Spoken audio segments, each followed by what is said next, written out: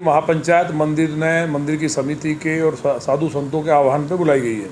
उसमें मुझे भी निमंत्रण दिया गया है और जहाँ तक मैंने देखा है कि पूरी लौनी, पूरे गाजियाबाद और आसपास के ज़िलों में लोगों में एक आक्रोश है कि जो महंत जी ने बयान दिया उस पर FIR होगी, उसके बावजूद मंदिर पे हमला करना, सनातन पे हमला करना, देवादिदेव महादेव और महामाई का मंदिर है और जो अति प्राचीन है, वहाँ जिस तरह से इतना दुस्साहस करते हुए पहली बार गाजियाबाद जनपद में जिहादियों के द्वारा, जो यहाँ टेम्पो से भर भर के बाहर से रोहिंग्या बांग्लादेशी भारी संख्या में थे, स्थानीय मुस्लिम भी उसमें जो यहाँ राजनीति कर रहे हैं, जिनकी सोच बहुत छोटी है। एक पूर्व में जो रहा विधायक, उसने वहाँ पूरे दंगे को भड़काने का काम किया और भी कई ऐसे लोग थे जिनका घर ही मंदिर के पास है। तो उस मामले को लेकर के महापंचायत का ऐलान था। अभी 2 दिन पहले जो समिति के लोग थे, जो इस पूरे संगठन को, पूरी पंचायत को करने वाले लोग थे, वो लोग जिलाधिकारी गाजियाबाद के यहाँ गए। जिलाधिकारी गाजियाबाद ने कहा कि भाई कोई तनाव ना हो, कोई बवाल ना हो, हम लोग कार्रवाई करेंगे, आप इस कॉल को वापस ले लो। तो उन लोगों ने ये बात मान ली और कॉल को वापस लेने का ऐलान कर दिया था। लेकिन कौन ऐसा अधिकारी है जो गाजियाबाद को जलाना चाहता है? उसने निकलते ही उनके ऑफिस से जैसे ही बाहर गए हैं, तुरंत एक DCP को भेज करके केवल 7-8 लोग वहाँ ज्ञापन देने गए थे, उनके ऊपर FIR करा दी।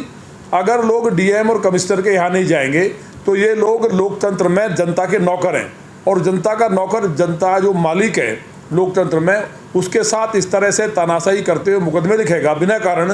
तो इससे लोगों में आक्रोश व्याप्त हुआ और हमने भी कोशिश की कि उत्तर प्रदेश के यशस्वी मुख्यमंत्री माननीय योगी आदित्यनाथ जी पूरे प्रकरण में गंभीर हैं। पुलिस यहाँ की उन अपराधियों को बचाने का काम कर रही है जिन जिहादियों पे मंदिर पे हमला हुआ है।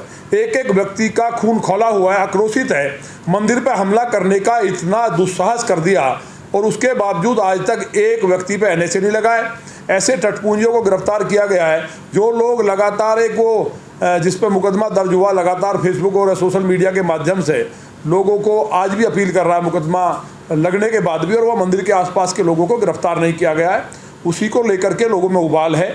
और कल जो भी वहाँ बड़े बड़े महात्मा, संत और समाज के प्रमुख लोग और जो हिंदू धर्म को मानने वाले लोग हैं, जिनके अंदर कहीं भी सनातन का खून उबाल मार रहा है, तो हर बच्चा वहाँ जाएगा और वहाँ जा कर के मेरी अपील है कि बहुत शांति के साथ बैठ कर के मंथन हो।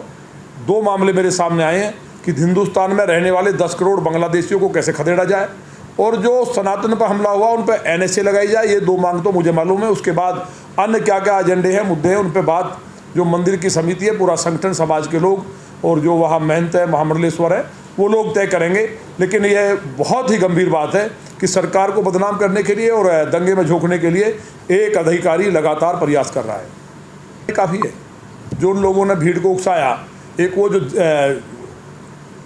दरिंदा है, जो जिहादी है, वो लगातार ट्वीट करके लोगों को भड़का रहा है। उसके बाद उसके घर के सामने ही जिस व्यक्ति ने महाराज का गला काटने की बात कही और ये कहा मंदिर को तोड़ दो, और ये रिपोर्ट में भी जो इंटेलिजेंस की रिपोर्ट है उसमें भी क्लियर हो गया है कि वहाँ कई साधुओं की और जो जनता वहाँ रामायण देखती है, रामलीला चल रही थी, उनकी हत्या का, मोब लिंचिंग का प्रयास था और मंदिर को ध्वस्त करने की बात वीडियो में सामने आई है। उनमें से एक भी गिरफ्तार नहीं हुआ है। तो क्या पुलिस बिल्कुल लुंज-पुंज है?